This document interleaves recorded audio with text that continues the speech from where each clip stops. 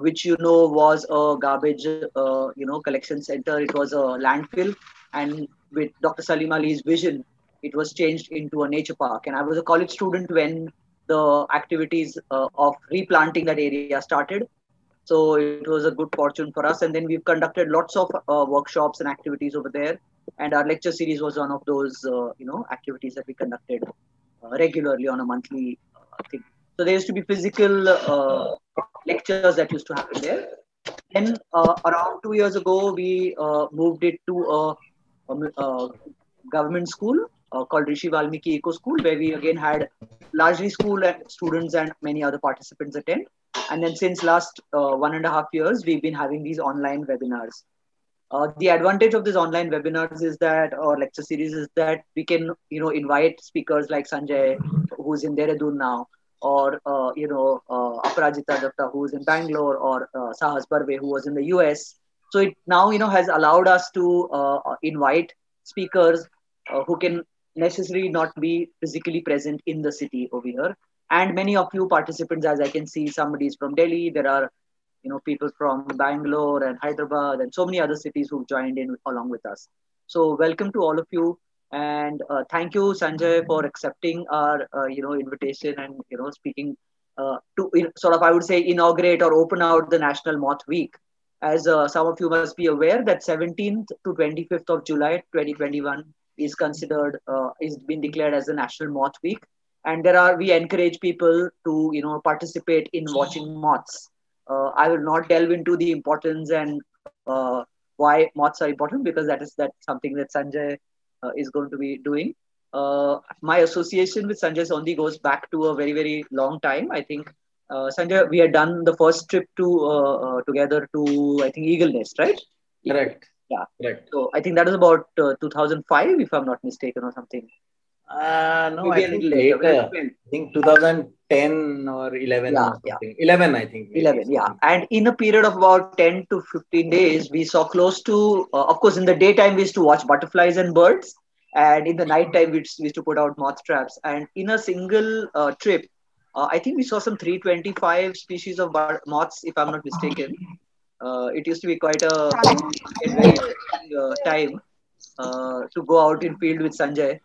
So by qualification, Sanjay is an engineer. He is from IIT Kanpur, and I keep on saying this again and again, that to become a conservationist, to be engaged in the field of conservation, you don't always need to have a degree in biology or a degree in wildlife. And I think Sanjay Sondhi is one of the best examples for that. And then he had a very, very thriving career of over 20 years in the field of corporate sector, and working as a managing director of Honeywell Turbo Private Limited. And he dedicated, completely gave up his thriving career and took up the task of getting into conservation. And he, along with Krishna Mekunte and several others, has literally, I would say, pioneered the popularization of Lepidoptera and moths. And he is the founder of Titli Trust, which he heads with his wife, yeah, and are located out of Dehradun. They have, also worked with communities and created setups where people can go and engage. They've, trained local youth who can then guide you over there for doing butterflying and mothing, etc. And Sanjay's interests are diverse, although he does focus a lot on moths, but on frogs, on butterflies, on birds, as well as reptiles. And he has discovered several species also and described them. And the best part I felt while out in field with Sanjay was that he's one of those people who doesn't hold back his knowledge and information that he has, or the resources that he has, like giving us copies, PDF copies of fauna of British India. Earlier, I think generation was such that they used to hold on to data as power. And I think Sanjay, even a while ago, before starting, he was telling us, "Oh, I have these presentations, which can be put up onto the net, or if anybody's interested, you can email him and he can send you copies. If you want to do, those of you who are teaching in colleges and schools, you can take this information and then use it for educating more people." So we would encourage you in this week to take up activities involving around moth promotion as well as conservation, understanding what are the threats, what are the things that are causing problems to moths even in urban areas. and you can look up at the work that he's doing with you can follow him on social media as well as on but look at their work on Titli Trust. And whenever biodiversity festivals are announced, please make it a point to join these festivals, and they support local people's livelihoods. I think that's very, very important. Otherwise, those people might get into poaching and such activities. So Sanjay's been doing a very, very phenomenal job, not just in Arunachal, but in Nagaland, in the entire Northeast Indian sector, in Uttarakhand, where he's located. And now his son is also, got deeply into the same conservation movement. So welcome, Sanjay, to the Sprouts Lecture Series. And once again, thank you. Handing over the podium to you. Thanks. Yeah. Thanks, Anand, for a kind introduction. A lot of it overstated, but thanks anyway. So, what I'll just a suggestion. What I'll do is that while I'm doing the presentation, there'll be, after each of the sections, I'll stop and I'll ask if there are any questions. Okay. And if people can post those questions on the chat box, and if one of you all can ask me those questions, then I will answer. We usually do that. If you want, we can even take all the questions at the end also. No. I think we'll, at various points in time, I will ask if there are questions and then we'll discuss it. So I think it's better. Otherwise, people will go to sleep and I might go to sleep as well. No. So the thing is, I will post I will moderate and post the questions to you. Yeah. And also, like as always, this presentation might be available on the on our YouTube channel, the Green Channel. So if in case anybody misses it out, or you can even share that information with others, that this presentation is available on our YouTube channel. Yeah. So all to you. Okay. Yeah. Thanks, Anand. And just a disclaimer, I gave about 80% of this presentation to a group of folks in Bengal yesterday evening. So if any of you were on that call, you can probably log off, because this is a large part of what I said last evening is what I'm going to be covering today. But that was largely focused on an audience in West Bengal. I'm assuming that there will be very limited commonality between what I said there and or who joined in there and the people who are here. So let me kick this thing off. So, as Anand mentioned, this is National Moth Week. It's the 10th year. And, I've been involved in National Moth Week for, I would say, for the last 6 or 7 years. It's a fun event. It's just an opportunity to get people involved and get them into moths. And I think,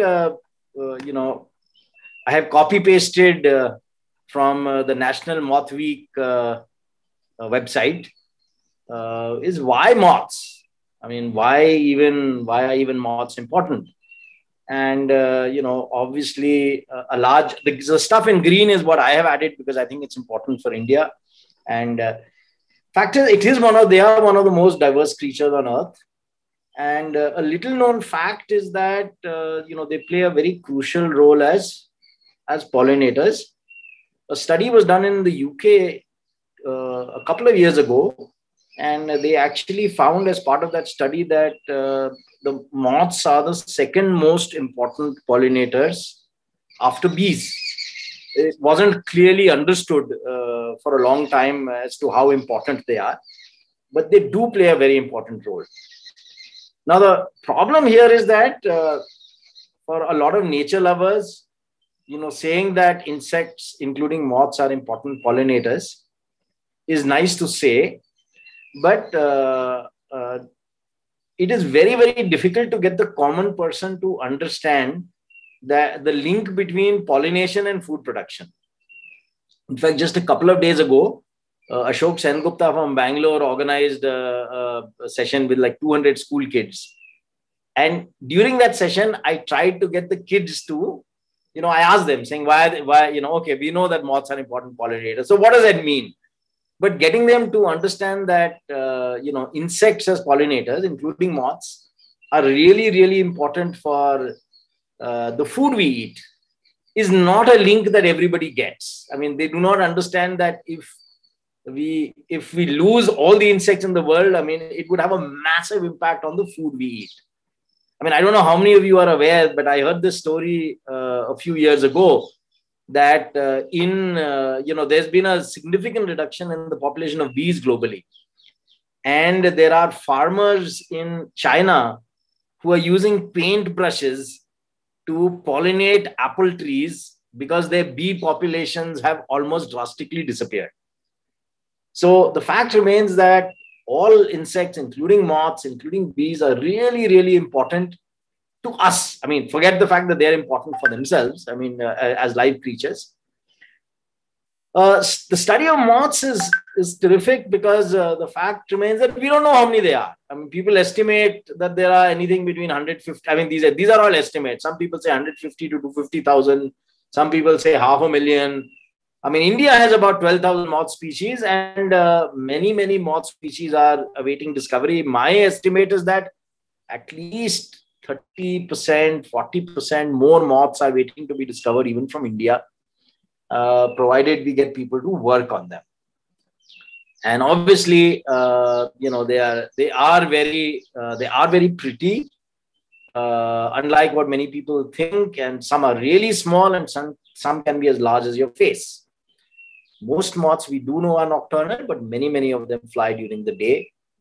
And the best thing about moth watching is it's easy. I mean, as Anand was mentioning, when we were at Eagle Nest, we've been walking all day, watching butterflies. But like moth screen, you set it up, all the moths come to the screen, you step out after dinner and go and take a look. So it's very, very easy to watch moths, and also hence good for education and spreading awareness and conservation messaging. I think it'll be interesting for me to share my journey in the world of moths. So, as Anand mentioned, I'm basically an engineer. My interest in nature, I was always interested in the outdoors from a child, as a child. But I actually got into, identifying birds and butterflies and all of that only in my college in IIT Kanpur. IIT Kanpur, there was a nature club, and I became a member of the nature club, and I made my first visit into the wilds in 1985 to Annamalai Wildlife Sanctuary with the nature club. And that's where I actually started off watching birds. And then from birds, I moved to butterflies, and I moved to, snakes and amphibians and reptiles and all kinds of stuff. And I've been watching that since 1985. Interestingly, I never looked at moths. And somehow I always had this impression that, moths are dull. Yeah, it's no fun. What's about moths? Even today, you Google difference between butterflies and moths, there are many websites that will say butterflies are colorful, moths are dull. But that is so far from the truth. And I actually found this, as you can see, I mean, these are just a section of moths I put. There's a yellow moth, there's a green moth, there's black and blue, red, all kinds of pretty colors. And my journey actually began at Eagle Nest. I remember the date, 20th May 2009. I was there with a friend of mine, Ramanath Raya. Both of us were bird watchers. And one evening, we said, that evening on 20th May, we said, hey, let's have a moth screen, yeah. So Alka Vedya, who's from, I don't know whether she's on the call, but her moth equipment was there, bulb and moth sheet. We took her thing and we set it up. And we got 3,000 moths on the screen at night, 1,000 at the back, 1,000 in the front, and 1,000 on the ground. We started photographing moths at 7 in the evening. We were up till 5 a.m. that day. We took about 3,000 pictures that night. And I got hooked, okay? And I said, man, whoever said that moths are dull? I mean, and that was really my entry into, the world of moths. And that's when I started getting involved and so on and so forth. Just a quick overview. As I said, globally, the world of moths, there's anything between 150,000 to 250. Some people say 250. Some people say, ouch. Some people say 500,000. About 20 or 30% of this number for India is what is there in the Northwest Himalayas, and 50 to 60% in the Eastern Himalayas. Now, as I mentioned, I did this mothing in Eagle Nest in 2009. And then I came back. I came back and I said, now let's start. Let's look at what's the literature out there. I want to identify these things that I've photographed. And to my disbelief, I found that the only comprehensive literature that existed at that point in time on moths of India was published by a Britisher called G.F. Hampson. He published 4 volumes between 1894 and 1898, which covers about 6,500 moth species. You will not believe it. Even to date, this remains the only comprehensive work on, when I mean comprehensive, 6,000 species. There is nothing else even beyond this. Nobody has had no Indian has had the wherewithal to actually put together a more comprehensive study on moths of India. Even today, I use these books. We have no choice but to use these books because imagine in those days where there was no internet and no whatever else, and this guy had the bandwidth to actually put together a series of books on more than 6,000 species of moths. Tenacity also, I saw some hands being raised. Are there any questions? No. Are there? I didn't see any. Okay, fine enough. Yeah. So effectively, my first entry into the world of moths was starting with Hampson, because that's all that was available at that point in time.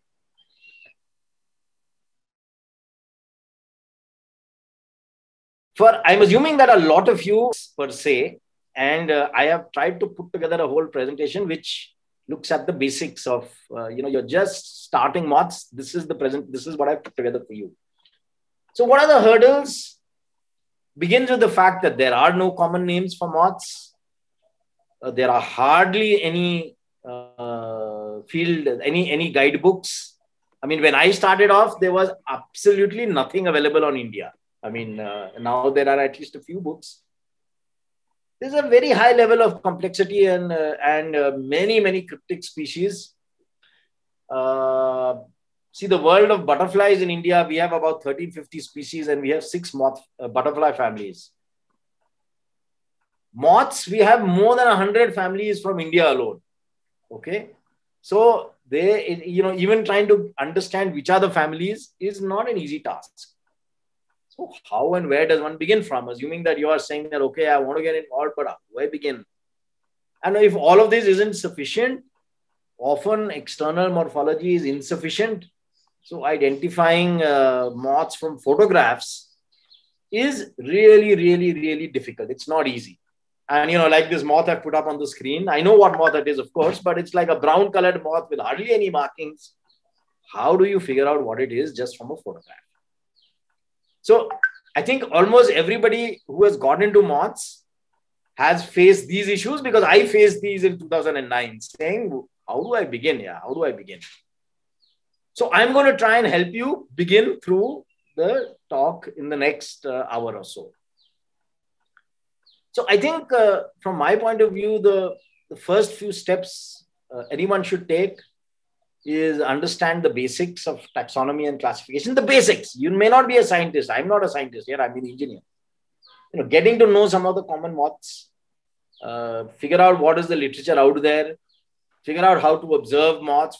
If you're interested, start rearing moths, and use Moths of India as well as, iNaturalist, which are probably the 2 best web portals.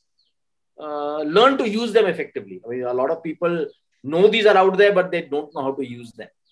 So I'm going to walk you through these steps over the next hour.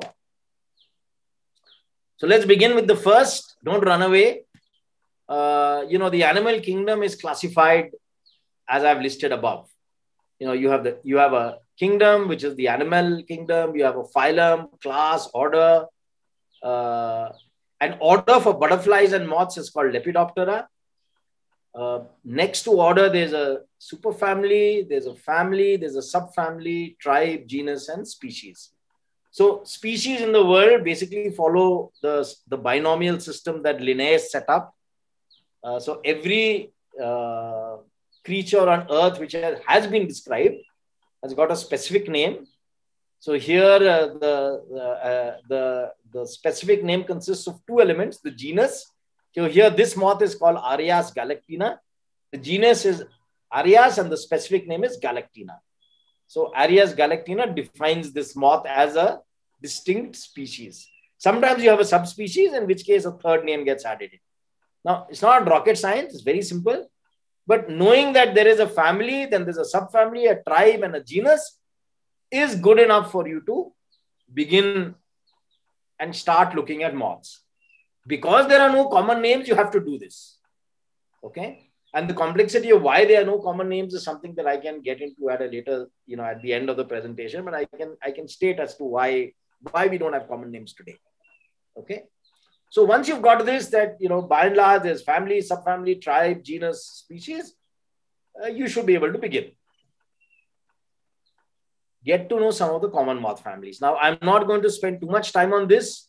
I've just put together a section of some of the major families where I'm actually going to be covering how to use the Moths of India website, which is when I will, cover this in more detail. But getting an idea of maybe the common 15 families of moths in India is a good idea. I mean, it will help you begin and identify moths. So these are just some examples of the common families of India. The next step is accessing literature. Now, obviously, times have changed, which is good. I mean, Shubha, who's from Bombay itself, came up with the Field Guide to Indian Moths, which is great. It was, I think, the first book for beginners. Oh, sorry. Which is nice. 773 species. I did a book on butterflies and moths of Pakke, which has got 148 moth species and 340 butterflies. I'm giving the price as well so that people get an idea of how much these books cost. In the last 2 or 3 years, we've had this book called Geometrid Moths of India by ZSI folks with 150 species. And just a few months ago, Moths of Tamil Nadu, again, 204 species. So slowly, people are coming out with books. Then this is a book that I came out with last year, Moths of Thale Wildlife Sanctuary. This has 400 species and it costs only $350, but you have to get this from the forest department. I mean, I don't have copies of this. But the good news is that I have been working on a field guide to Moths of India, which is going to have 1,500 species. And I'm looking to price it at something like 1,000 rupees.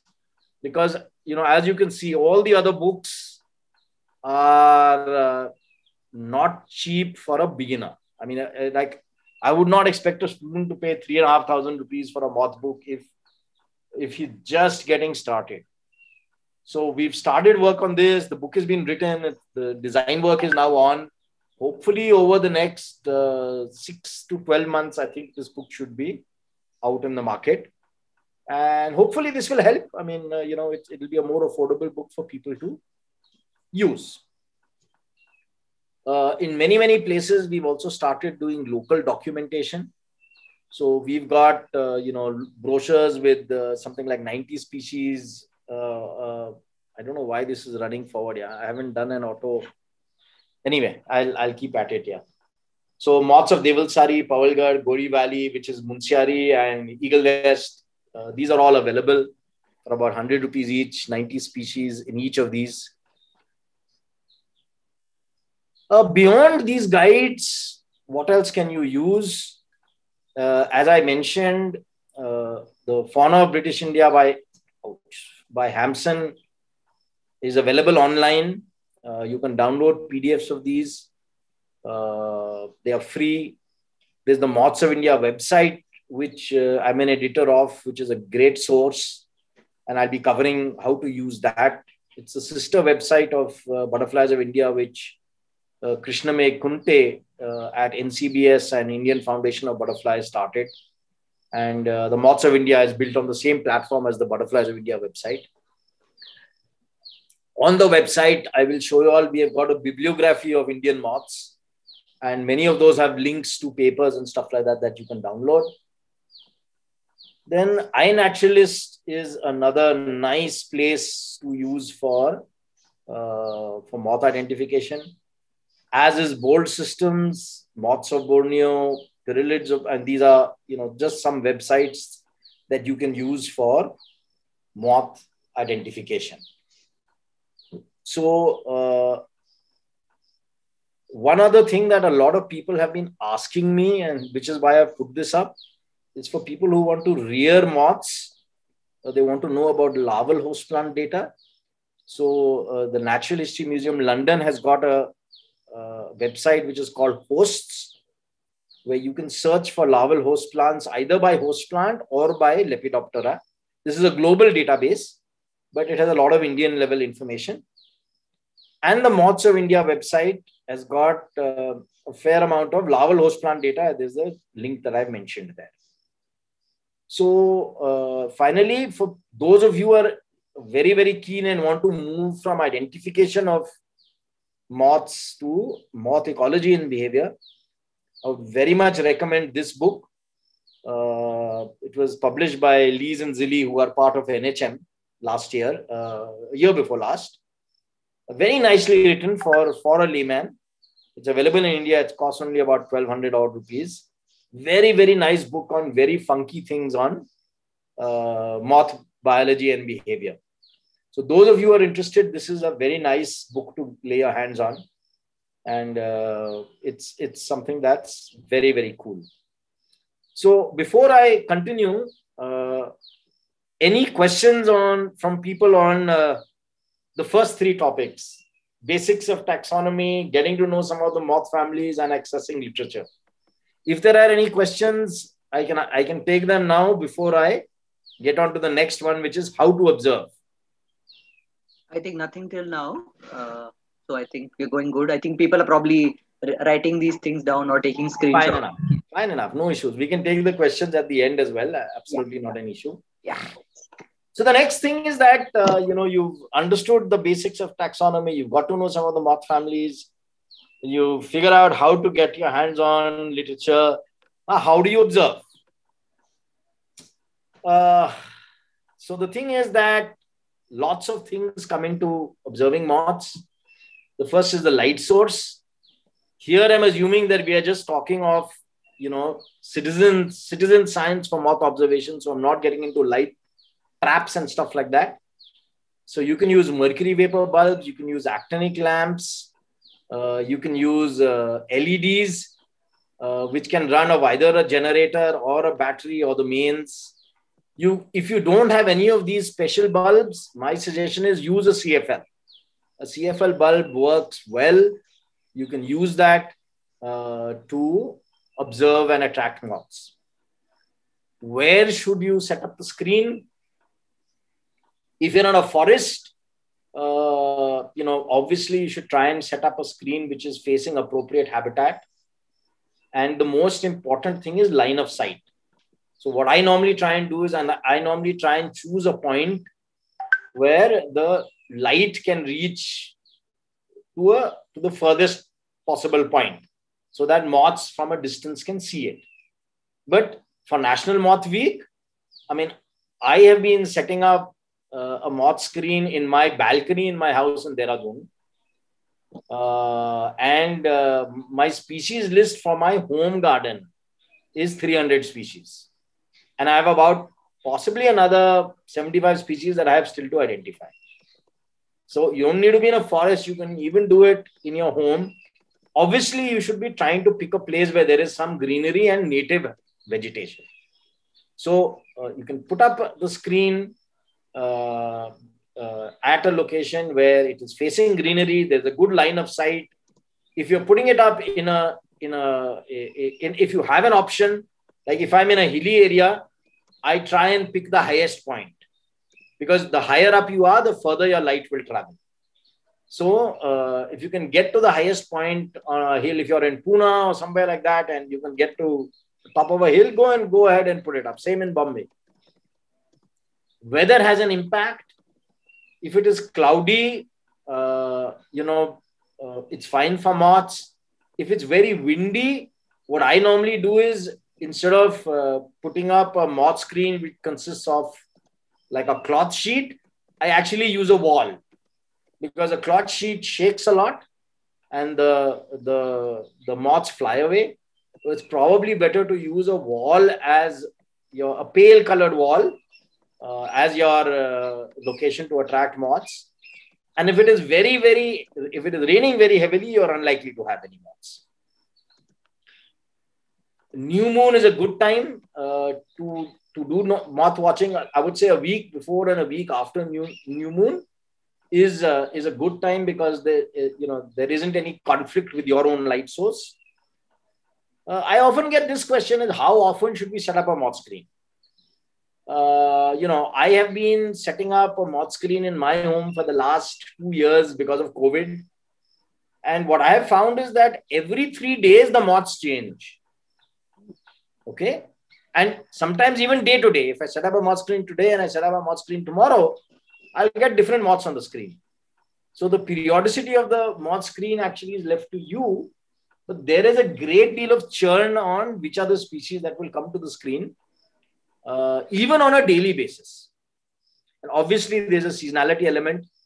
Most moths don't have a long life cycle, don't have a long life. They live for anything between a week to maybe 3 to 3 months or so. So obviously, there's a churn in species with time of the year and time of the day. If the first moths to fly typically are these moths which are called Limacodidae or slug moths. And the Saturnids are late flyers. They normally fly after midnight, whereas Limacodids actually fly just after dusk. So you'll have different moths coming to the screen at different points in time during the night. And then there are many moths that are not attracted to light at all. And you need to use things like rotting fruit or beer or wine or sometimes even pheromones to attract moths. I mean, I'll give you this example of, there's a kind of moths which are called clearwing moths. So they were something like, I think 3 species that were known from China. And when they use pheromones, they were able to increase the species list of clearwing moths in China from 3 to 21, because clearwing moths don't come to light and they're not even attracted to rotting fruit. So there are different ways. Of course, these are meant for experts. But this rotting fruit, you can take a rotting banana and you can put it in your garden and you may get different moths that don't come to the moth screen. This is something that I have started talking about recently. Is I think if you're doing moth watching, you need to be aware. You need to be, you should be aware of the precautions you should take. One is personal safety. If it's a good idea to have earbuds. On one of my visits to Eagle Nest, I had a micro moth that entered my ear. I couldn't get it out. The moth fluttered in my ear for something like close to 12 hours. Eventually, I got around to putting warm water every half an hour, trying to flush out the remains of the moth. And then after 2 days, it got so painful that I actually went to an ENT specialist and I told him to clean my ear, because the remains of the moth continued to stay there. It's happened only once in a decade of moth watching, but it did happen. So if you're very finicky, put cotton wool in your ears so that the micro moths can't get in. And depending on what light sources you're using, you may need to use glasses. If you're using a CFL or an LED, then you probably don't need any personal protection for glasses. We also need to talk about the moth's safety and well-being, because we are doing what we are doing for conservation. We don't want the moths to suffer. So the most difficult thing in front of a moth screen is to ensure that the moths don't get stomped on. And this is a big issue if we are actually doing an awareness session where you're getting students or large groups. So typically moths get killed. So normally what I do is I try and get a few people at a time in front of the screen so that they are careful and they don't step on the moths. Another option is, and you don't need to do this in Bombay, where the number of moths may not be very high, but in a place like Arunachal Pradesh or Nagaland, where you have hundreds of moths on the screen, we sometimes put up a wooden frame on the ground in front of the screen, and we stand on the wooden frame while the moths are underneath the frame, and we don't stomp on them. In a place like Bombay, and I do this at home, is I just use a cloth to sweep the ground in front of the screen to remove the moths, get them to fly away. Bottom line is just ensure that you're not stomping on moths. Okay. Another important thing, put the light off before daylight. There's a reason for this. If you leave the moth screen on the entire light and it becomes daylight, the moths will continue to sit where they are. And then the birds are going to come and pick them off. If you put the light off, say at 4 o'clock in the morning, before it is daylight, the moths will fly away. So you need to permit the moths to depart the screen and not allow them to be preyed upon by birds. Then the other thing is, do not put up the screen daily. I mean, you have to be aware that, it's a balance, right? We are doing what we are for studying moths and for creating awareness. But all the time that the moth is sitting on your screen, you're disturbing its life cycle. It's not feeding, it's not mating. And these are the only two things that moths do. And pollinating. So it's not pollinating, it's not feeding, it's not mating. So if you're putting the moth screen up daily at the same location, it's likely the same moths are going to come and you're going to disrupt their life cycle. So be aware of these facts and ensure that you're doing the right thing both for yourself as well as the moths. Sanjay, before we go ahead, there's a very interesting question. Yeah. By Rahul. He's saying that on the lines of playing bird calls, is putting out pheromones to attract moths. Would it be ethical, or what are your thoughts on that? So the thing is that as I mentioned, pheromones, baiting, and stuff like that. I think those are for scientific work, right? I mean, if I'm a scientist and I want to get a sense of what are the clearwing moths in India, and I need to use pheromones, I would be okay. Okay. I would not be okay if, citizen scientists start using pheromones for attracting moths and stuff like that. Or photographers or photographers. Yeah. I would not suggest that at all. I mean, I only provided that as information. Right. And I think, Anand, the same thing holds true for collection. Right. Which is, I am okay with people collecting moths if it is meant for, if scientists and biologists collect moths and they know what to do with the moths, but I'm not okay with people collecting moths and putting them in their homes. Right. So I think the same thing holds true for that as well. And another, Rajneesh has asked an extension to that, saying that putting up lights or baiting with rotten fruits, would that be in the same line, or are they different in that manner? So as I said, look, the thing is, this is a very, very tough ethical question. Yeah. The fact remains that when you are watching birds, you are also disturbing the birds. Okay?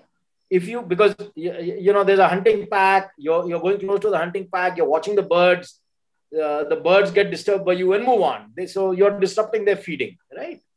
So the same thing holds true here, is that when you're calling moths to the screen, I think we are doing that to get to know what are the moths, to make people aware of them. And are we disrupting the lives? Yes, we are. Okay. But the fact remains that if you're doing it for like 3 hours on an evening and then you're putting the lights off, that's fine. I don't think you are disturbing them for 3 hours, but then they get back to doing what they are doing. I don't think there's any permanent damage to the moths. Okay. But so it's like bird watching. I mean, in an ideal world, maybe we wouldn't be disturbing nature at all, whether it's birds, butterflies, herpetofauna, or whatever. But my own view is that I think there's a balance to be struck. As long as we are not doing them any permanent damage, I think we are fine.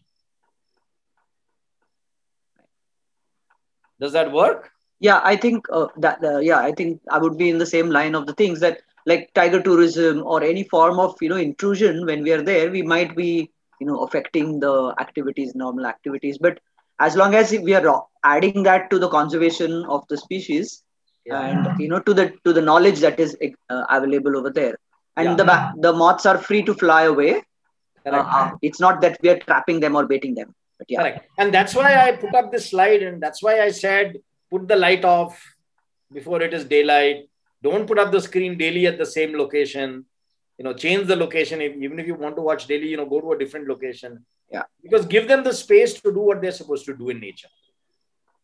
And I guess everybody from time to time, as more people get into it, stricter, more stringent sort of rules or ethical norms might come in. Once we know probably more about maybe 10,000 plus species of moths are well documented, then maybe we might eventually say, okay, now this is getting too much. But yeah, I think at this point of time, the idea of this whole talk and everything is to encourage more people to start watching them, knowing what is around you. Most of the times we don't even know that. Correct. Okay, please go ahead. Yeah. Okay. So, what are the light sources you should use? The best light sources are the three here. A mercury vapor bulb, increasingly difficult to get. LepiLed, this is a special LED light that has been designed by a German. It's an imported light, expensive. I normally tell people that the best thing to use is what is, these 8 or 12 watt actinic tube lights. These are what's called the blue light. You have those mosquito repellents in restaurants. So they have those blue tube lights. It's called an actinic tube light. You get these in any electrical shop. You can put 1 or 2 of them on a moth screen. They can run on batteries or they can run on mains. And these are very effective. And if you don't get any of these, I normally suggest use a CFL. Even a CFL works. It's not that it doesn't work. Okay. The good thing about this LepiLed thing is that this can run off a power bank. So when I'm in Arunachal Pradesh and I do not, earlier I used to carry a generator set wherever I used to go. Now I've just given up on the generator and I carry 3 or 4 power banks, those 20,000 mAh power banks, and I use them to run this LepiLed. So, times are changing, of course. And then your moth screen is basically a white cloth. This is like a structure which is a little bit more permanent, but you can even hang this between 2 poles. Like this is something that I was doing last weekend in Dalhousie in my home in Himachal Pradesh. I just put up a white screen between 2 in the veranda of the home. You can do that. And this is with a LepiLed. So this works. I mean, all you need is a white screen. And as I mentioned that you can even use a white wall. It doesn't matter. You don't have to have a white screen. If you can put up a light against a pale colored wall, that works equally well. Okay. So this is, I would say, the key thing about how to watch, how to observe moths. Another very key, nice thing to do is to start rearing moths. And but I'm not going to cover that. I think that's one separate topic by itself, and it's probably the next step in terms of going into caterpillars and rearing moths. And I'm not going to go there, but that's probably the next step from basics of moth watching. One thing I do need to mention over here, I'm not covering it because that's another separate section by itself, is if you're doing moth photography for moths coming on a moth screen, please don't just take a single top view of the moth. What you need to try and do is get a top view, get a side view, get a view from the front. And if you can get the hind wings of the moths and the underside of the moths, that's great. Because all of that helps in identifying the moth. What happens is that most people just take one view of, as you're seeing it on the screen. And many times that's insufficient for identifying the moth. So try and get as many angles on the moth that you can. That helps in identification when you're using photographs. So any questions on the moth observation bit? I think we already had a discussion on the ethics of it. No, but are there any questions on the bulbs, on the light sources, on the screen size? Does anyone have any questions on that, or can I move on to the next section? I think you can move on. Yeah. Okay, great. So the last thing is that assuming you've got into it, you're in Moth Week, you've set up a screen, you've photographed a few hundred moths. How do you identify them? I think, so I'm going to get into this, spend a little bit of time on this. So basically, these are the two websites, Butterflies of India, Moths of India. There's a whole bunch of, there's of course cicadas and odonates, reptiles, mammals, all of them are there. The platform this was basically launched in 2010,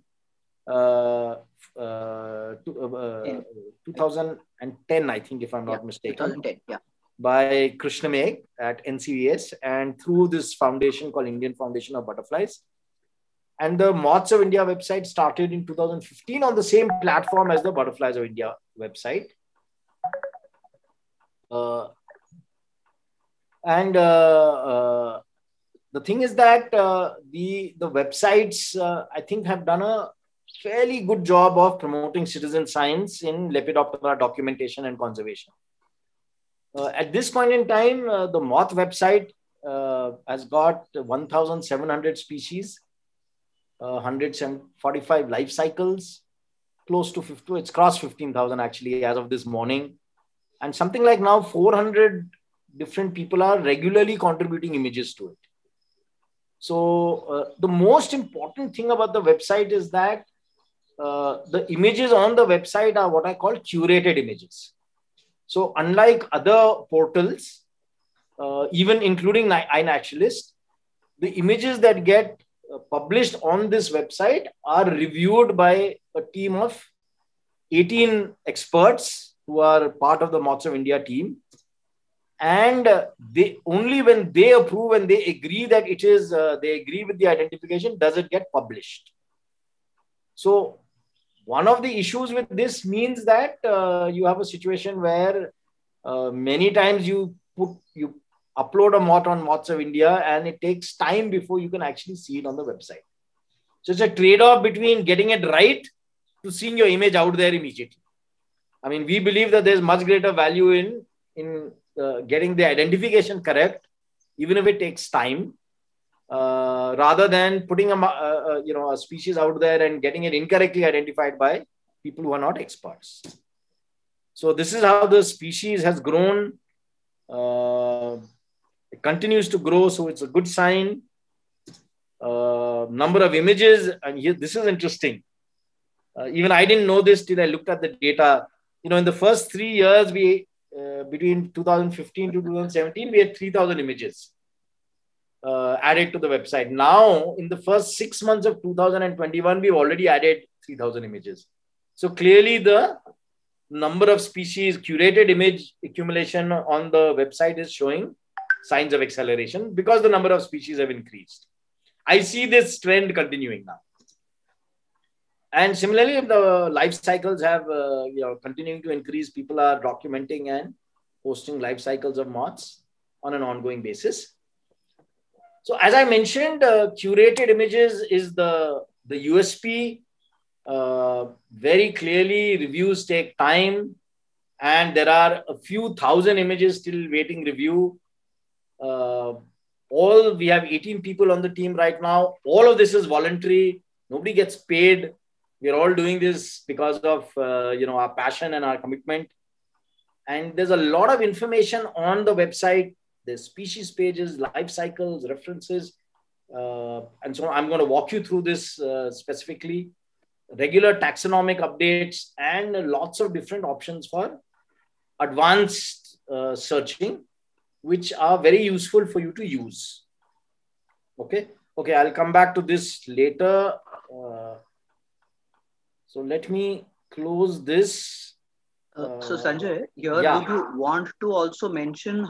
So I will just probably add that that there is a link where you can click and say submit your images. No. I'm going to show you. I'm going to walk through the website now. Oh, perfect. I mean, I've got one whole session on great. On how to use the website, because I think that's the crux of the crux of it, right? I mean, otherwise there's no point. Yes. So any questions till now? Yeah, any questions before I begin this part of it?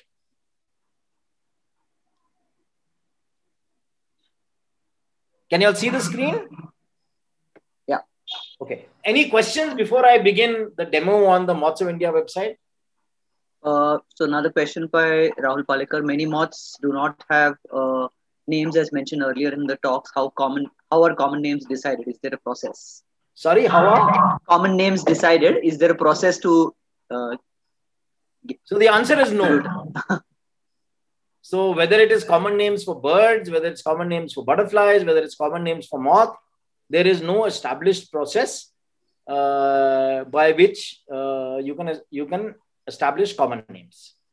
Okay, so the thing is that the scientific name for a species, the binomial name, there is a process that is laid out by the International Convention for Zoological Nomenclature. There is no such process for common names. And the reason why there is no such process is that, you have different languages, you have, Chinese have got their names, you have, so many different languages in India, you have, European, Spanish. There is no process that is there. And in places like, for example, in the UK, where there are about 3,000 moth species, and where they have been observing moths for many, many, many decades, they have common names. So a friend of mine, Paul Waring, has done a field guide on moths of Britain, and every moth has a common name, and there is agreement on those common names. My own belief is that in a place like India, over the next 20 years, probably the 2,000 common species, we can have an agreement on common names. Right. But it's going to take time, and there's no easy solutions. And there is no, guidelines. So I think the way they did that for, let's say, the common names for, like regional names for butterflies of Maharashtra, a team of 30, 40 people came together, and I think some datas and, Excels were shared and stuff like that. Yeah. But one thing that Mr. Shyam Ghate is, mentioning that where common and accepted common names are available, maybe they should be added to the website. Yeah. So that, it's easier for people to search them, because scientific names are not always easy for everyone to know and remember. Yes. Maybe. So the thing is that this is actually a very controversial topic. Okay. The thing is that I, for one, I know Shubha gave common names for moths in a book. Okay. In my book, I am not giving common names. Okay. The reason for that is, I think that one person unilaterally deciding what is the common name for a moth is not appropriate. Right. I mean, there are moths on the website for which common names exist. Like, for example, most of the Sphingids and most of the Saturniids, there are common names, and I have these common names on the website. Correct. Okay. These are, I would say, nationally and internationally accepted names. Right. But if I were to do a moth book of India with 1,500 species, and I were to unilaterally decide what name to give to a moth, I think it's not appropriate. I think what Anand mentioned is right. If a group of people... now you have 18 moderators here on the Moths of India site. I think if all of you all, Yes. Yeah. So if all of us get together and we say that, okay, we agree on these names, I would be very comfortable using common names. Right. But I am not comfortable by me unilaterally deciding that this should be the common name of a moth. Right. I think that is a very dangerous trend. And the reason it is a very dangerous trend is that name may already have been allocated to some moth in some other country. Yes. I may not be aware of it. How can I give it a common name, without being aware of what exists in other countries? So maybe even including a few international experts on the whole thing. Absolutely. Yeah. Even just the review team on Moths of India, that's also not good enough, because how do we know what name has been given to that moth elsewhere? Right. There's another one by Dr. Satish Harde, but I think Dr. Harde, that might get answered in the next few slides. He said that he surveyed approximately 40-45 moth, in his area. So what is for identification? What should he do? What is so I think that's exactly what we're getting into now. Yeah. So I'm going to first just begin by telling you that, as I mentioned, there's a group of currently 18 people. We keep expanding this. This is the team of people who are involved in the website, who regularly review the observations. Okay. And who spend their voluntary time to assess, moth species. There are national level people, there are international people. So, for example, there's Ian Kitching, who's the global expert on Sphingids. Ian contributes to the website once a month. He reviews all the Sphingids on the website and approves them. So it's a nice global team, national and global team that is involved in curating this website for authenticity. How to begin? The question that I think somebody asked here. So I'm going to, if you're using this website, I'm going to give you 2 tips. There are 2 ways, which are the nice ways to begin. The first way is that you get to this section, which is called diversity classification. There's a link here which says introduction to some common families of moths. So what this has is it has got all the major families of moths that exist in India.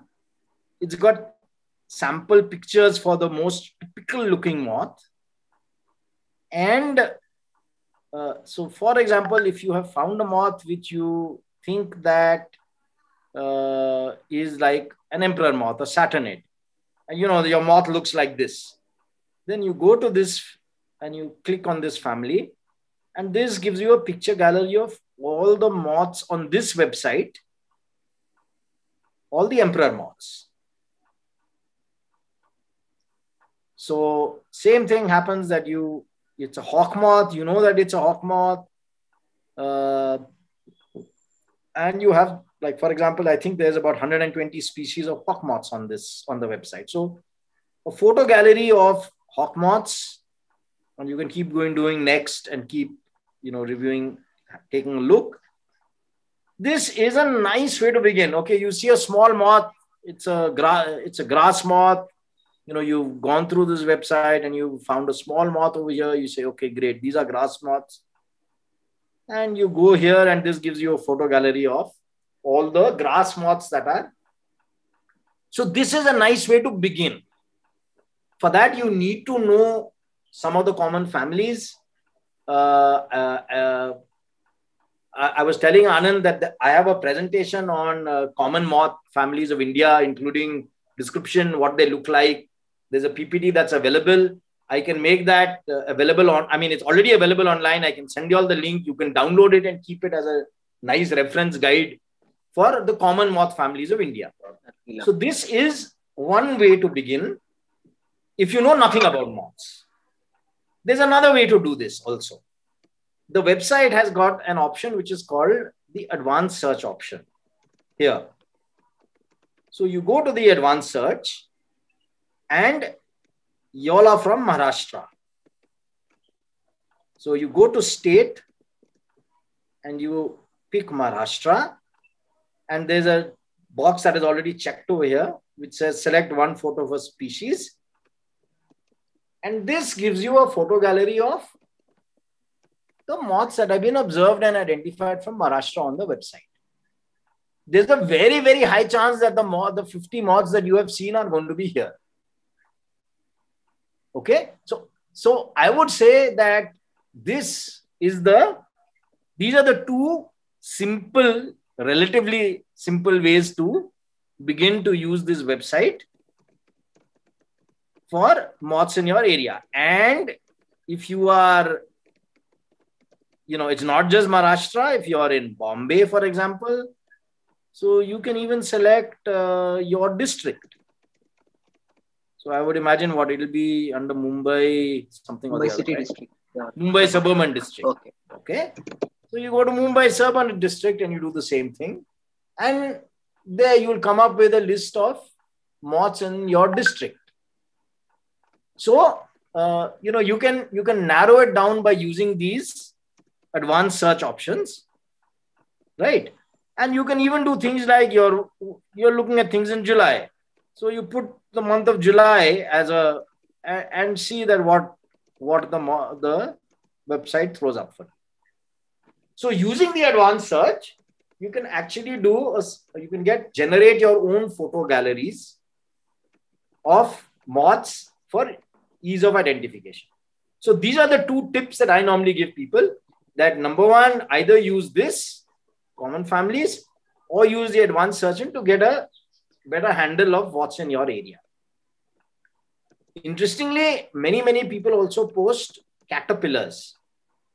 So there's another interesting thing that you can do, which is use the same advanced search option and you go to live stage here, select caterpillar and search for images of caterpillars. So this is a nice way of, you photograph a caterpillar. Now there's only 145 life cycles on the website right now, but this is growing, right? So over a period of time, this is a nice and easy way for you to identify the caterpillars that you are finding out there as well. So basically, this is now a photo gallery of the 145 species of caterpillars on this website. If nothing else, you can actually at least get to the family level, right? So this is a nice and easy way for you to begin. Now, the other important thing is, if you've started using the website, then what you need to do is you need to start submitting your observations. In the call that I did yesterday, in fact, my wife got very angry with me because she said that you were very harsh when you were speaking to people. I actually suggested that everyone who's on the call should delete 2 words from your vocabulary and not use them at all. Those 2 words are please ID. Okay. I get so angry with people who photograph a moth. The first thing they do is they post it somewhere and say, please ID. Come off it, yeah. I mean, first, make your own effort, in terms of trying to figure out what it is. And okay, I don't mind, people don't know enough, they're learning, and you put in a please ID somewhere.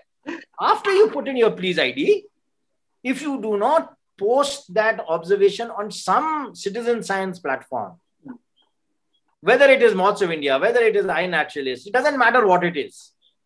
And Facebook is not a citizen science platform. Sorry? And Facebook is not a... and WhatsApp are not citizen science platforms. What you're doing is you're being disrespectful to the person who has taken time to identify your moth.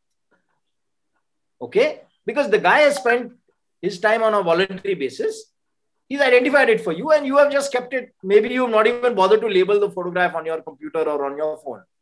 So for God's sake, first is delete please ID. Your please ID should come after you have done some amount of work. There are many moths I cannot identify. So what I do is I do the groundwork. I do my homework and I try and identify it. And then I say, look, I'm unable to identify it. I tried this. I think it is this genus, but I'm not sure. Can somebody help me with an ID? So that's number 1. And number 2, after that happens, then I post it on some citizen science platform. Because if the other people are spending time, then you owe it to them to put in your time to make your observation publicly available. So I hope I was said this in a softer voice today compared to yesterday. My wife got very angry with me. She said, you are being so harsh and you're being so angry when you're saying this. So I said, okay, I'll laugh and say this today. Okay. So assuming you've set up a moth screen during National Moth Week, you photograph moths, you've tried to identify them yourself. It doesn't matter whether you have been able to identify them correctly or not. After that, what you need to do is you need to submit these observations. So this website has got, it's got a how to contribute media files. It's got a tab here which says how to submit observations. There's a very small page that you can read, and then you can, you can register. If you're not yet on the website, you can register through Google or Facebook or Twitter, and then you log into the website.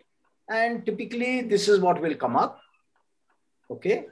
And what you need to do is you need to then upload the observation. So there's a tab here which says upload observation. You go there and what you need 2 things you need for certain. You need the date and you need the location. If you don't know the ID, it doesn't matter. So for example, what I'm going to do is I've got some caterpillars on my screen. Okay. I don't know what the caterpillars are, but I know that I photographed the caterpillar on 9th of July. So I go to 9th of July. I photographed the caterpillar in Dalhousie in Upper Bakrota. I type in Upper Bakrota here. It gets selected. It's not an adult. It's a caterpillar. So I say caterpillar. I don't know what species it is. So I've left it blank. I go to add image. I select the caterpillar there. Okay. And I say submit. If you're going to have multiple observations from the same location, you can say keep details. So you don't need to enter them again. So this caterpillar is there. I don't know what the caterpillar is. So I've left it like that. And you check the date. You check the life stage. You check the location. If you're an expert, you can actually get into looking at altitude, gender, forms. You can mention habitat. And then you have to double check this and say, yes, this is fine. And when you do that, your observation gets uploaded. There you go. So my observation is uploaded. I don't know what species it is. It doesn't matter. If you know what species it is, then it's easier. You can type in the scientific name of that species. So for example, if it is, say, a moth which is called Symptomoidis amau, you type in amau and the species gets selected. Right?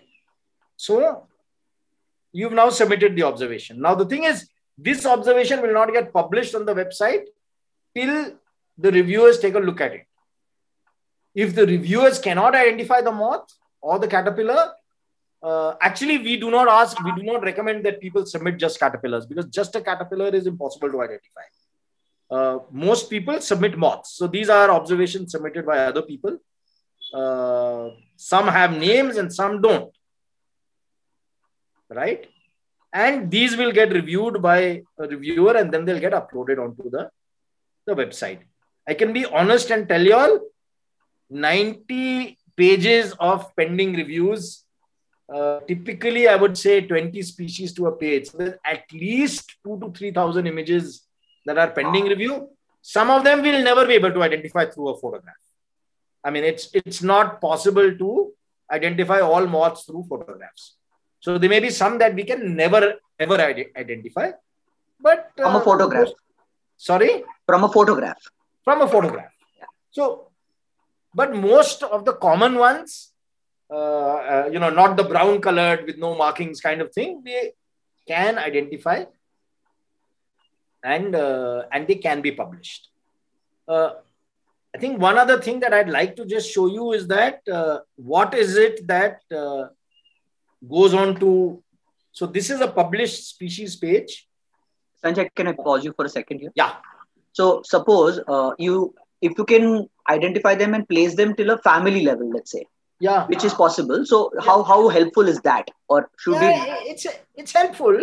See, the thing is, all the reviewers know which families it is, right? Correct. So I'm saying, if it doesn't get to the species level, I'm saying for an area from a conservation point of view, if we say, okay, we've got to the family and that these are the families that are found, they can probably observe more, look at the caterpillars more from there. And yes, that's good. Yes. So I was also thinking that, rather than reaching nowhere, if the person or even you all as a reviewer can say, okay, we put it up as saying it's there on the family, but nothing beyond that. Yeah. Look, I mean, the thing is, the reason I say yes, you should do it to family level, because that's how you start, no? Once you start recognizing the common moth families, then you will get on to, looking at the genus, then you start looking at the species. So absolutely, even if you don't know what species it is, try and identify it to the family level. Even if you get it wrong, it doesn't matter. Okay. And the thing is that, so supposing you're uploading an observation, okay, even if you type family, say Sphingidae, okay, it will come up. Yeah. So it will say, so for example, here, ouch. So you can actually just even mention the family and leave it. It doesn't matter. There you go. So Sphingidae, it automatically comes out. You can leave it at the family level. It doesn't matter. No, I'm saying from the reviewer's point of view, for the person, rather than not getting anything at all from the information, if you can respond back saying, okay, this is what your family is, but you can possibly, look for more. So the thing is, Anand. So a person like I have now uploaded this caterpillar. Okay. Right. What happens later on is that for the reviewers, there's a thing called select family. Yeah. So for example, I know that this is a Eupterot caterpillar. Yeah. So what I do regularly is these are the observations awaiting review. Correct. We select the family and like this is a geometrid. So I would normally select this and say it's a geometrid. Correct. And even though I don't know what species it is, like I don't know, I know the genus of this. I mentioned the genus. Okay. So I'm not uploading it. Right. And what you can do is if you go to this, there's a tab here which says your observations. Okay. So you can go to your observations. And you will get this remark. And you will get this remark. And you will get this information. Yeah, that's exactly what I'm saying. You know, from a lay person who's trying to learn. Correct. So you will get the remarks for your observations over here. Perfect. There are two other things. Can I put it in now? Please. Okay. So Rajneesh Suvarna is suggesting that would suggest that you have a page for unidentified images where users can suggest ID or crowdsourcing. So the thing is that we are planning to do that. What we have started doing so for example, we have started doing genera pages. So for example, this is a group of moths which is called Endotricha. Very difficult. So what we have started doing is that, so we have put up these genera level pages. So what we are planning to do is we are not planning to do it at family level because family level means, it's too much. Yeah, too basic, right? Yeah. But slowly we are in the process of populating genus level, genus level. So for example, okay, I'll show you this also, Chiasmia. This is another. So there is a whole bunch of Chiasmias on the webs, where we can't get to species level. Right. And people are free to go to this and then they can make a comment. So you can go and say, okay, CG374, I know what it is. You just go here and you make a comment saying, hey, I've been able to identify CG374. This is what it is. So by the way, this is also true for all the other reports and records of across all the six websites, that if you think that there has been something which is, the classification has changed or whether, the scientific name has changed and it's showing something different on the site, on the image, you can report an error in that. Yes. Yeah. So, the thing is that the reason, we've discussed this many times. In fact, Krishnamegh has pushed me to do this. Yeah. He said, just put all your ID moths and let people identify them. Right. And I have resisted. I've said that, the reason why we are doing, see, the thing is, let me tell you this. You post an observation on iNaturalist. Right. For your iNaturalist image to be published as a species requires two people to agree with that identification. Yeah. Those two people can be you and your daughter. Yeah. Right. Who may or may not know anything about moths. Yeah. So the thing is that who is agreeing and what is the quality of the person who is agreeing with the identification, there is no control. Right. And that is something we are very conscious of, that we do not want to dilute the quality of the website. Yeah.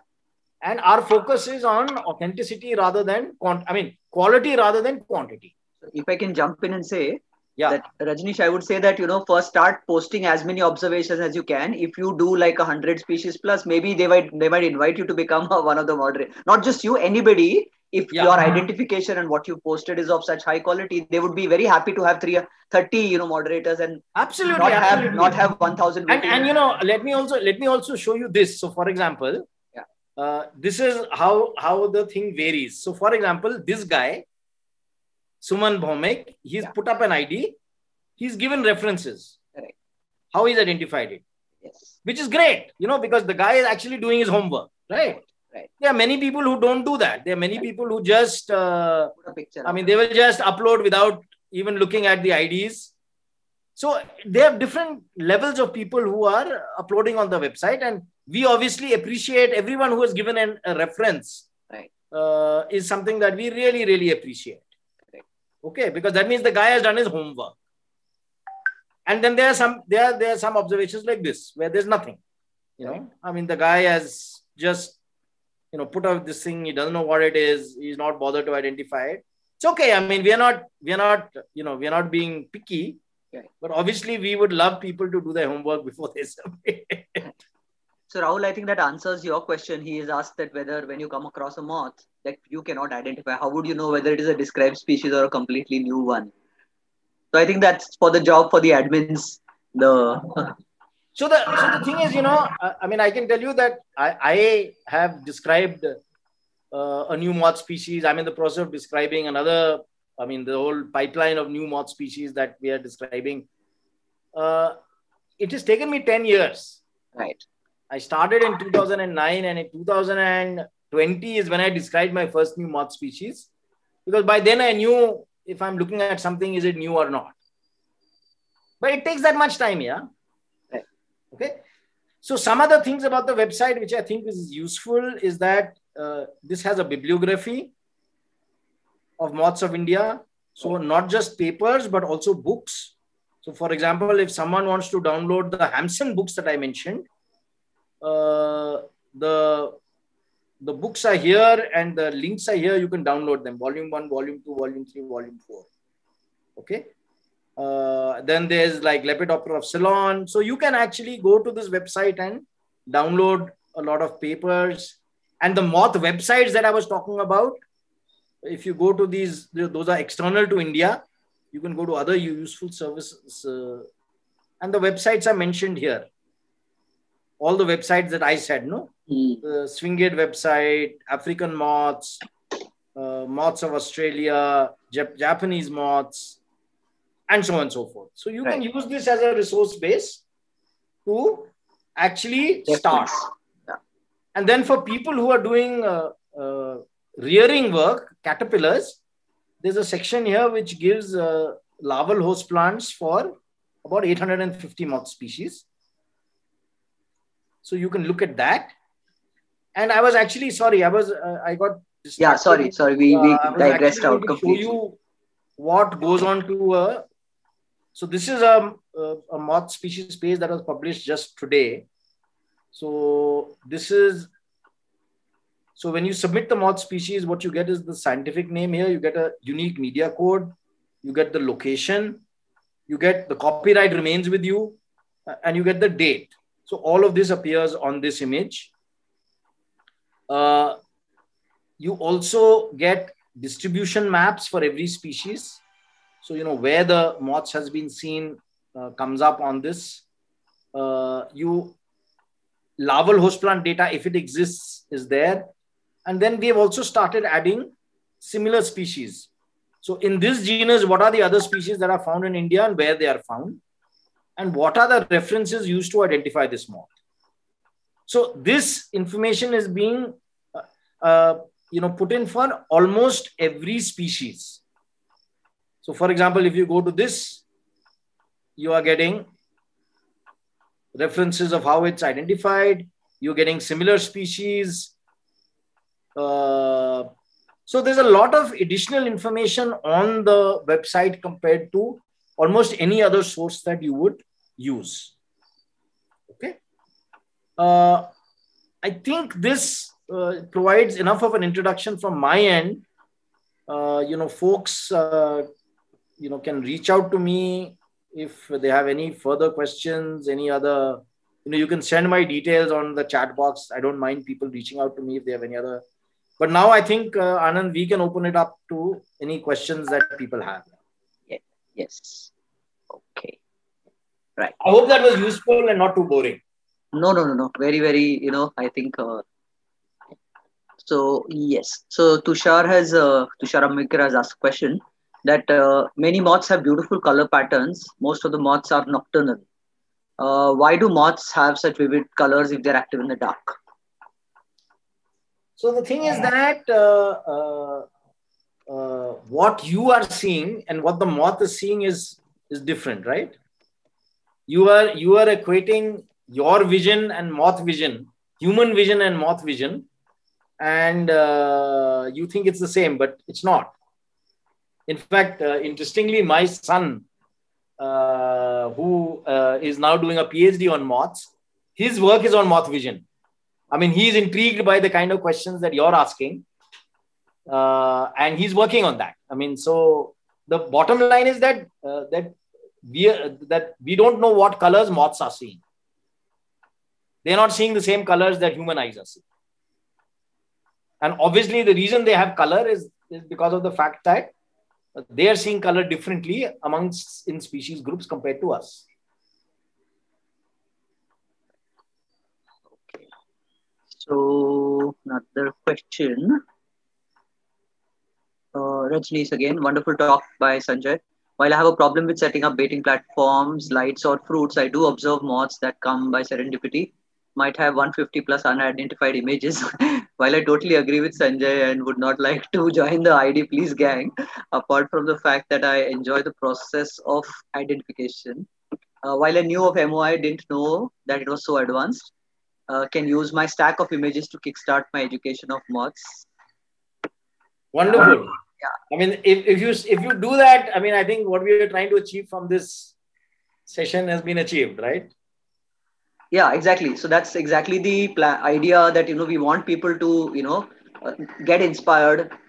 So I have a slightly more evolutionary point of view of a question. Yeah. That like in terms of the differentiation of the lepidopterans between moths and butterflies, what is can you give a little brief on how did the evolutionary process occur in terms of the separation of the moths and the butterflies, and is there an intermediate between the two also? So the thing is that basically, butterflies and moths being separated, they belong to this group called Lepidoptera, right? This separation into butterflies and moths is a human separation. Yeah. Actually speaking, there are taxonomic differences between what constitutes a butterfly and what constitutes a moth, but these are all man-made, or man-given. Right. As far as butterflies and moths are concerned, I don't think they differentiate that you're a butterfly and I'm a moth. I think they're all just they're all insects, they're all Lepidoptera. Okay. And the differentiation of butterflies and moths into Rhopalocera and Heterocera is basically done by humans. Right. Per se, very clearly, because the number of moths are much, much greater than the number of butterflies, it goes without saying that, what we call as butterflies evolved from moths. I mean, the greater diversity in moths leads to the deduction that moths, as we know them, existed long before butterflies existed, and butterflies evolved from moths over time.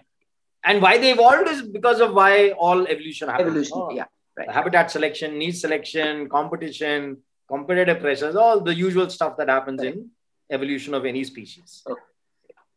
So Dr. Ashish Naba is saying very useful information given in very simple language and infuse enthusiasm to observe moths. Also the information on the sites viewpoint brilliantly presented. Thank you.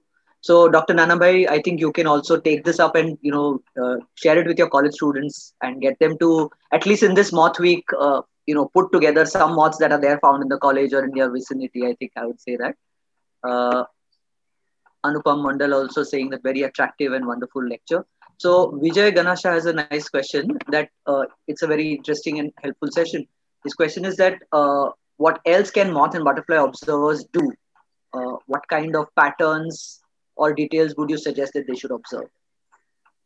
So the thing is that, one second, let me just finish doing this. I'm just posting, yes. I'd mentioned this to Anand, that I have butterfly and moth presentations, both in English and Hindi, uploaded onto Google Drive. I've just put the links in the chat box. Right. Feel free to download them and use them. I mean, English presentations, I know there's lots of them out there, but there's not very many in Hindi. So we actually made an effort to try and translate them. Feel free to download them and use them. To your question, in the presentations that I've given you all, we've actually got a lot of interesting projects for school kids. If you're working with schools, how to move beyond identification, creating a small butterfly garden in your home, looking at what flowers different butterfly species or different moth species feed on from a nectaring standpoint, what are their larval host plants, lots of many different interesting questions that you can ask beyond just purely identification. And, I can tell you that some of the things are so amazing. And some of the things are amazing even for a guy like me who's been doing this for so long. So, for example, last year, and normally I travel a lot. Now, last year and this year, I haven't been traveling, so I've been at home. So, I've been doing a lot of rearing of moths. And you will not believe that I have reared moths, 30 species of moths, and in my garden, my society garden, in the last 12 months. And most of those moths I've never seen. I mean, I have never seen those moths. They don't come to the moth screen. I've only been able to find them because I've been rearing them. One of them was on my wife, was growing grapes in the house. And there was an extremely rare moth species that has never been photographed in life. It's the only specimens that exist that were in our garden. Yeah. I mean, so, it's a completely new world out there if you get in there. I mean, really. Right. Well beyond just identification. No, so in the sense, in the Moth Week, what would you suggest? 5 things that people can do as a part of the Moth Week, besides like have moth lectures on moths, or yes, maybe quizzes? Yeah, you can. I mean, if you're saying during Moth Week specifically, there's lots of talks that are happening by different people. Okay. I don't know whether I'll send that to you, Anand. There's a calendar of moth events. Okay. Which in one place we are capturing all the events that are happening. I'll send that calendar to you. Sure. So we'll share it on. We'll share it on social media. You can see it. Yeah. And there are talks on identification. There are talks on behavior. There are talks on all kinds of stuff that is happening by different people. It's all available in one place. I'll send that to you. Okay. So other than that, I think what you can do is one is, of course, moth watching, moth photography. The other thing that you can do is create simple posters. So, for example, I have and I can share that with you. I have 30 common moths of Uttarakhand. I've created, a poster, soft copy, which I've circulated to everybody in Uttarakhand, saying these 30 moth species, watch out for, right? So create simple literature, soft literature, which can be circulated easily for everybody, that people can, of the common moths of Maharashtra. Right. So do you also have some literature which can be translated by them in the regional language and shared with you also? So like the presentations that I sent, you can use that. I mean, absolutely. Okay. You can feel free to use that content. Yeah. Because if I can compare, like NCF has, for example, for birds, they've created in Kannada and Tamil and, regional languages, so that it can go into rural parts also. Yeah. That way. So I think. No, so we have done English and Hindi. Yes. But the content that we have created, you feel free to use that and create it and convert it to a local language. No, and I would say share it back with you. Yeah, we're happy if you do that. Right. Okay. So I think those would be the start ones, and maybe start a moth garden like a butterfly garden. Yes, absolutely. Basically what you need to do to have a moth garden or a butterfly garden is just plant native species. Yeah. That's all you need to do. So again, going the same thing on the Moth of India website. Moths of India website has host plants over there. You can look up that information and collect. Correct. Look for what is your regional plant. Correct. And then plant them in your gardens. Okay, I have some questions coming in from. Yes, Tushar has asked a very interesting question. Are moth caterpillars less choosy about host plants? No. It's just exactly as I said. This separation of butterflies and moths is in our mind. As far as they are concerned, it's exactly the same. Exactly the same. Somebody by the name AI. Why do Atlas moths get so big? Doesn't that make them bigger to targets? Okay. So the thing is that, it's a very tough question to answer as to why a moth is so big or why the moth is so small, right? But for Atlas moths, I do have an answer. One of the reasons why Atlas moths and most Saturniids are really big is the fact that they are non-feeding moths. They do not feed as adults. Right. So if an Atlas moth has to live for a week or 10 days or maximum of 2 weeks, it has to live off its body fat. Right. So the reason it needs to be big is it needs to be able to use the nutrition already stored in its body to survive its adult moths. If it lives for whatever short period of time, a week or 2, It needs the food from its own body. So it needs to be big because it needs to be able to store food. Right. Because it does not feed as an adult. Yeah, they don't have mouth parts for that. Yeah. So Sudhanshu Nulkar has asked that is there swarming phenomena observed in moths? Yes. His observation is that Nepeta conferta there were large swarms in 2019 and 2020. Yes. But nothing this year. So, Absolutely. There's mass emergences of moths of all kinds of species happening all the time. Absolutely, it happens. So also your email address, I can share that with people. Yeah. I'll just put it down. Yeah, both my Sanjay. So another question that I had is that what are the household, let's say there are a lot of household chemicals that we use, and we are seeing that a lot of insects get affected by that. So what would be the common things to avoid if and also people think that moths are pests. So what is your take on that? My take on that is stop using fertilizers and pesticides in your garden. We have a wild garden and I keep telling my wife that कुछ काटने का नहीं है, कुछ निकालने का नहीं है, जो भी आ रहा है, if there are snakes, let them be there. We have mongooses, we have yellow-throated marten, we have fox, and ours is an urban colony. It's not a rural colony. There's no real forest, but we've got like a small 200 square yard, this thing where everything is growing wild. And so we don't use pesticides. We allow things to grow wild. And what was your question? The other thing that you said, which is household pests, like considering them as pests, because mothballs and other things, they come into woolens and Dehradun must have those kind of things. So eating up cat. I mean, look, man, they have the right to live as much as you do, right? Right. And every one of us has come and occupied their space. Yes. So, the fact is that I always believe that they have their rights. I mean, I have wasps coming and making nests in my window, and I tell my wife that you're not touching them. Right. I mean, and if you leave them alone, they won't do anything to you. Yeah. I mean, I've never been stung by a bee or a wasp. I mean, they have their right to live, and we are the intruders. So things like good night hit, Lakshman Reshas and all that, how much would they affect? Maybe I don't think Lakshman Rekha and all affects. Maybe ants and other things more so, but yeah. Look, the thing is, minimize this. I mean, I may be a bit of an extremist. Yeah. I'm very happy if all these things are in my home, but the fact is, minimize the use of any and all chemicals to the extent possible. And if you do want to use them, use the organic, use things like in your garden, you can use neem-based pesticides, right, which are less harmful than the chemical ones. Okay. Why have moths got such a bad reputation while butterflies are almost worshipped? Touchy.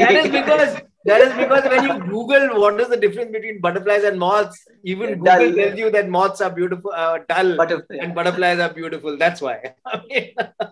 Yeah. So I think we need to have a fashion show with moth patterns, or something like that. You know what? That has actually happened where my son was, I don't know where. So he met this, he was watching moths. I don't remember where it was. But he met this lady who's from Goa, who was a fashion designer. And when they met in an aircraft, and Yash was identifying moths on the plane, and she saw these and she said, wow, what are these? And they started talking. And at the end of it, she asked him to send him 30 colorful moths. And she says, I'm going to use these as patterns in the clothes that I designed. Absolutely. So it's actually happened. And I mean, I don't know whether she did or not, but he actually sent her 30 colorful moths saying, use these colors. So I think similarly, if people do murals and other things in your, if you're a part of an art college or architectural thing, you can use these things. Yeah. And I think not how much study has been done on basically the moths also use solar light. That is something that people don't realize. It's moonlight is reflected sunlight, but on the, light capturing capacity of the moths, has there been studies of those kinds? Not much. There have been studies, but not much. Okay. Not much. And especially in India, almost all the work that has been done in India on moths has been basically moths as pests by the agriculture university. Agriculture, yeah. I mean, those are the guys who've done most of the work. Yeah. Of course, there are people from ZSI and, ICER and stuff who have started doing work on moth taxonomy in the last decade or so. But if you've got to engage engineers and, those I think National Moth Week is a great thing because it's getting people involved. I'll give you an example. So, for example, we have a citizen science group in Dehradun, which is called Do Nature Walks. It's a citizen science movement. We have nature walks on a regular basis. We do birds, butterflies, spiders, snakes, whatever. And it's not a paid thing. It's a free thing. And I mean, there's a whole bunch of people there who have started observing and identifying butterflies, identifying moths. And I mean, for that group, they no longer think of moths as dull. Yeah, absolutely. And they're into it because they've been exposed to it. We haven't been doing it last year and this year, but otherwise we regularly during National Moth Week, we get 10, 15 people together. We do foresight. I mean, we do what is normally done by everybody else at Moth Week for awareness. Yeah. So any more questions? And otherwise I have a bunch. So we'll wait for again, from scientific point of view, what are the references? Like, if like collections, which are the places, repositories in the country where people can go and refer to specimens and things like that? Can you tell us a little about that? Like, I think Krishna Megha is obviously putting into one together at NCBS. So BNHS has, I would say BNHS has a collection. Yes. Okay. Then Forest Research Institute in Dehradun has a nice collection. Obviously, so does ZSI. In Calcutta? In Calcutta? ZSI Calcutta has the largest moth collection, but there are collections elsewhere as well. I mean, in most of their regional centers. But the largest is in Calcutta. And then all the agricultural universities, Kerala Agricultural University, Pusa in Delhi. Wherever there's agricultural universities, they have a collection. Yeah.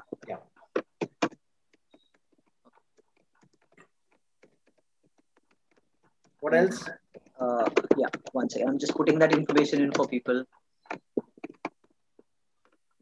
Keshav Murthy has a comment. NMW has created significant awareness among people.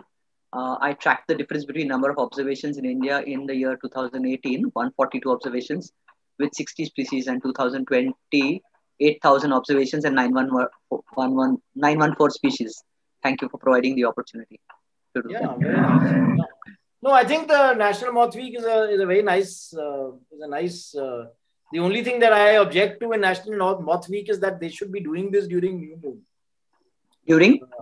They should be doing this during new moon. Yes. Rather than doing it like we are now approaching, it's going to be full moon. Full moon, yeah. Soon. Right. So that's the only, And do you think like regionally it could be also a variable? Do you think this monsoon time is the best time to do it? Because it's in America. July is a good time. Monsoon time. I mean, you'll have different species. Pre-monsoon, post-monsoon, pre-monsoon, during monsoon, post-monsoon. You'll have different things at different times. But it's a good time. It's a good time. Tushar Abhyankar said our observation is that we had many butterflies reared out of our butterfly garden and they did not harm the plants. In fact, the plants grew well. Somehow when moth caterpillars were in our gardens, it killed the plants. Why so? Look, what do you mean? See, I don't believe that. Okay. They would not have killed the plants. They may have defoliated the plant. Right. I mean, all the leaves would have gone, but the leaves will come back next year. So I do not think that there are many butterfly or moth caterpillars that will kill the plant. Red Pierrot takes away the entire calenchu. But it will grow back. Look, the thing is that it will only defoliate. Right. There's a big difference between defoliating and killing. Yeah. So Al is saying, is it hard to make a moth garden and how is it different from a butterfly garden? Absolutely the same. Nothing. Just if you have a garden, just rewild your garden. Use native plants, both nectaring as well as larval host plants, and everything will come back. And let things like grasses and palms and things like that also. Everything. Just what I said, rewild. That's the way to do it. Right. I mean, some of this is very interesting that people are talking about this. You won't believe this. In the last 12 months, in the last 24 months, we have been working with Dune School. Right. Where Dune School came to us and said, we don't see the butterflies that we used to see 20 or 30 or 40 years ago. What should we do? I said, rewild. So yeah, don't have such landscape kind of, correct. lawns. So believe it or not, whatever the bogs or whatever it's called, so they have over the last 24 destroyed months, it completely. Yes. They have decided to rewild it. They have spoken to the board of directors and they said we are stopping manicured lawns. In fact, Sudhiti and me, we used to do mist netting over there, and Right. So even Dune School and I basically told Dune School that you guys should be leading. Yeah. You be the thought leaders. No, you rewild your campus. You make your campus wild rather than manicured, and show other people the way, and they accepted it and they're doing it. So that's really nice. Yeah, because that was the Imperial Forest College before it became Dune School. So correct. Need to know. I set up every year, I think for 3 years or 4 years in a row, I was setting up moth screens in Dune School. And I was getting maybe something like not more than 20 moths to the screen. Okay. Because I think there are no native plants and they use lots of pesticides. Mm-hmm. So we told them stop using pesticides and start rewilding. That's the only way to bring it back. So there might be a lot of people here who have, let's say, bungalows or, who have village lands and things like that. Right. So that is the other thing, that if we go especially to a rural area, like what are the a few things that people should try and make people aware about moths or their role, especially in terms of, pollinators and all. Yes. But how would you communicate? So, the thing is, I don't know about villagers, but, as you were mentioning, we do a lot of work with local communities. Correct. And the fact is that wherever we have worked, wherever we have set up moth screens, we have talked to the local people. And in fact, in many, many places, we have had so much interest created because of moths. So, for example, we were working at a place called a village called Khiveku, which is in Zuniboto district. Mm-hmm. That place is so remote, it takes you 12 hours to get there from Dimapur. And those 3 villages have created, CCAs. And in one of those villages, there's a guy by the name of who we call him Mr. Moth. Okay. He has identified 400 moth species and he maintains a list. So there's a guy in a remote village in Nagaland where there are the total inhabitants in that village is probably only 200 people. Right. And this guy is documenting and photographing moths, and everyone is interested now.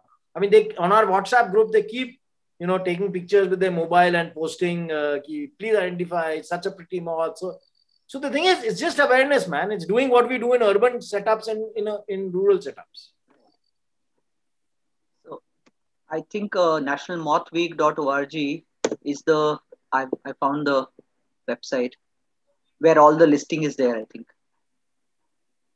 Do moths damage any household things like clothes and books? Maybe they do, yeah, but so what, no? Don't all of us have more than we need? I mean, look, it's not rampant, okay? I mean, like, I don't have a great deal of damage in my house from moths. I mean, at the most, the woolens are the things that get damaged more than anything else. But I keep telling my wife, I say, so what, yeah, we've got enough woolens. I mean, unke liye chhod do thoda sa, kuch farak nahi padta hai. So let me put a disclaimer here that my entire certificates, so many of my clothes and so many things have been eaten by termites. And I feel very happy that, when that termites have managed to dig through the concrete and the steel, and that if we abandon, someday human beings abandon this planet or go extinct, the termites might actually take over the planet back. So I'm very happy with, but yeah, I think we have occupied, as Sanjay mentioned, we've occupied their landscape, taken it over from them. So they're sharing, we have to learn to live with these wildlife species. And the idea of these lecture series is to do that, to make you more tolerant to your co-inhabitants of this planet. I think we need to give them, we've taken a foot, at least give them an inch, Correct. So, yeah, I think, so Sanjay, what are the next books which are coming up? Tell us about that.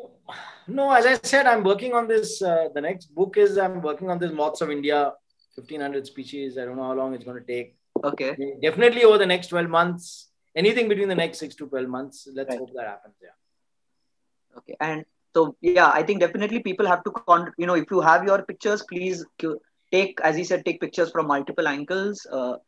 one question, Amruta. For the moths that occur on the woolen in our household, in wild, do they occur on fur of animals? I'm not entirely sure. See, the thing is that it's not on the fur of animals. So basically, the moths that are in that feed on woolens, they're basically feeding on fiber. Yeah. Right, natural fiber.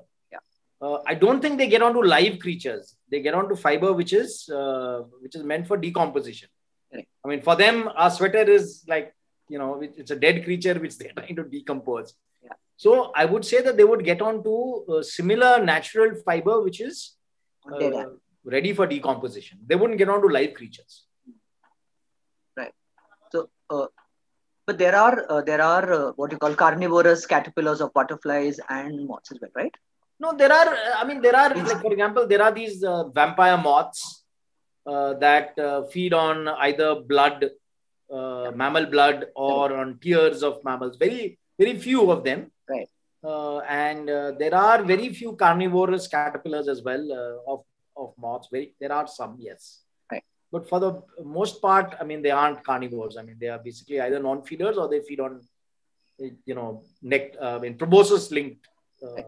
Yeah. And since moth also, I think, use some bit of sound, has there been studies on the urban noise pollution affecting moths and their communication or their, being able to avoid predators like bats and other things, I think Anand, the issue is not so much noise pollution as much light pollution. Okay. And in fact, the thing is that not much work has been done on the impact of light pollution. And interestingly, that's one of the things that my son is focusing on.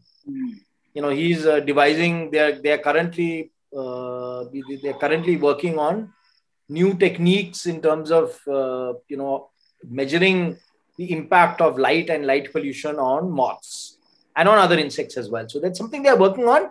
I think the biggest impact is, in fact, like one of the things that we mentioned at Doon School is we said wherever you don't need the lights, you put the lights off. Because the thing is that you have to remember that as soon as there's a light on, and there's not just moths, but other insects also get attracted to light. Correct. And when they're attracted to light, they're not doing what they should be doing in nature. If they are feeding or they are mating, they are stopping that activity because they're coming to the light source.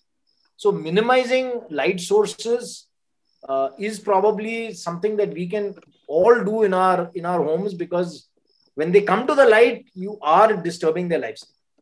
Right.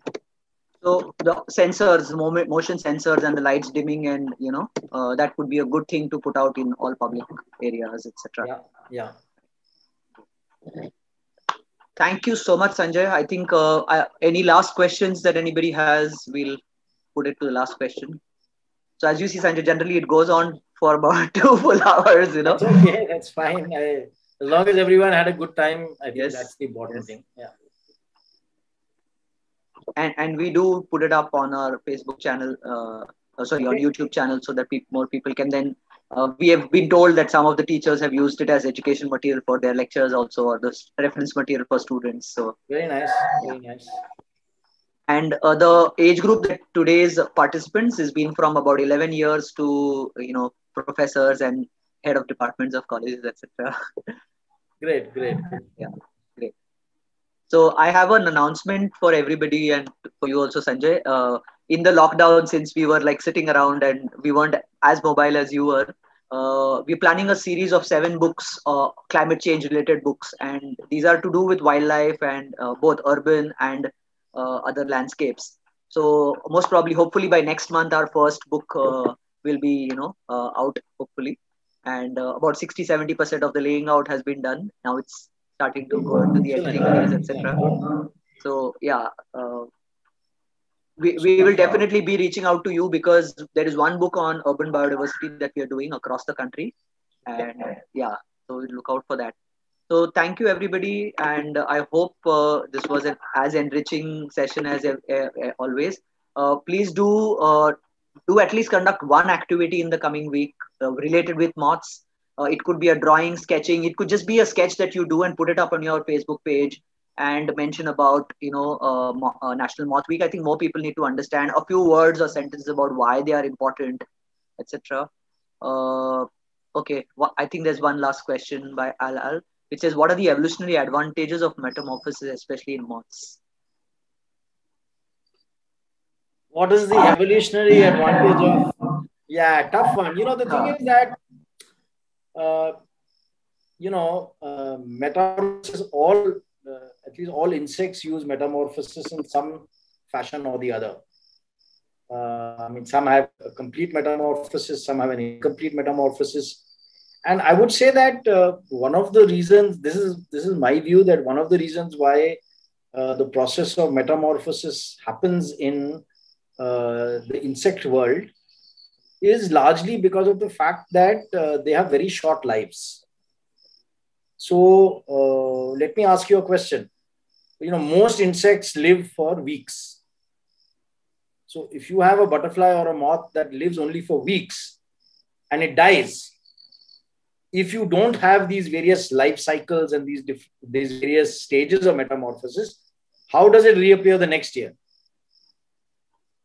The only way that the insect world can keep regenerating is because they have these various life cycles, these various stages in metamorphosis. They have eggs, they have the larva, they have the pupal stage, and then they overwintered in these different stages. Yeah.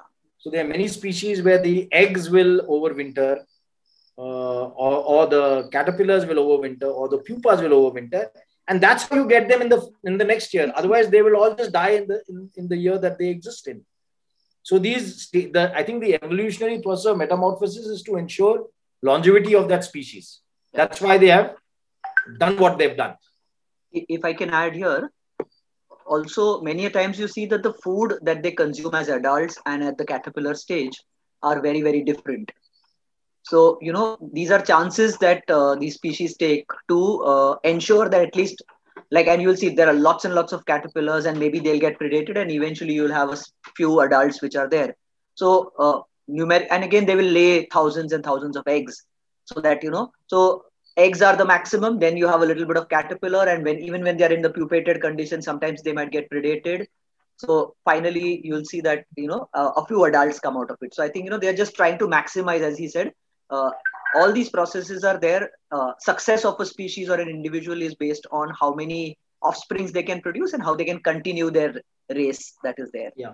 So I think, and the thing is, you're right. And also the process of metamorphosis allows them to move from one stage to the other stage when the conditions are favorable. Favorable, yes. So if the conditions are not favorable, they can, they won't. I mean, it's basically called diapause.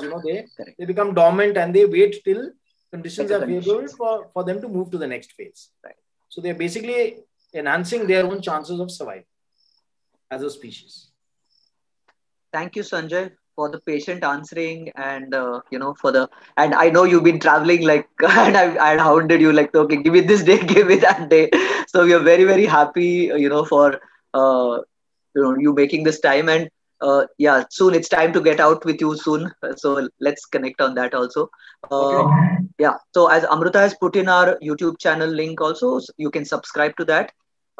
Titlitrust.org is the website. You can look up, the locations that, see, we are very, very, we have to understand that conservation will happen better when we connect with each other and share resources and share, spaces.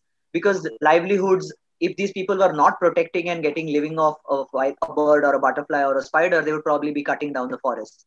So if they are gainfully engaged in, tourism or whatever, conservation related activities, then they will also want the forest and those habitats to be protected.